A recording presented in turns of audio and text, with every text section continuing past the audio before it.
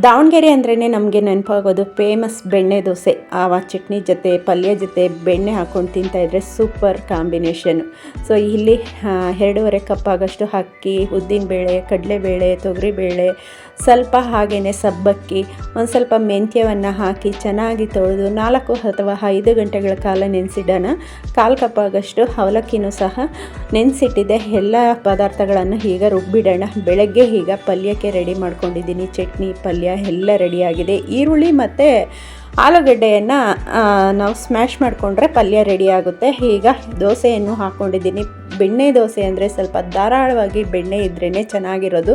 ಸ್ವಲ್ಪ ದಪ್ಪ ಹಾಕ್ಕೊಳ್ರಿ ಬೆಣ್ಣೆ ದೋಸೆಯನ್ನು. ದಾವಣಗೆರೆಯಲ್ಲಿ ಸೇಮ್ ಇದೇ ಥರನೇ 2 ಬಾರಿ ಬೆಣ್ಣೆ ಹಾಕ್ಕೊಂಡು ಸ್ಟವನ್ನು ಮಧ್ಯ ಉರಿಯಲ್ಲಿ ಇಟ್ಕೊಂಡು ಬೇಯಿಸ್ಕೊಂಡ್ರೆ ಬಿಸಿ ಬಿಸಿಯಾಗಿರೋಂತಹ ಬೆಣ್ಣೆ ದೋಸೆ ಸೂಪರಾಗಿ ರೆಡಿ ಆಗುತ್ತೆ. ಈ ರೀತಿ ರೆಸಿಪಿಗಳಿಗಾಗಿ ನನ್ನ ಪೇಜ್ನ ಫಾಲೋ ಮಾಡ್ಕೊಳ್ಳಿ.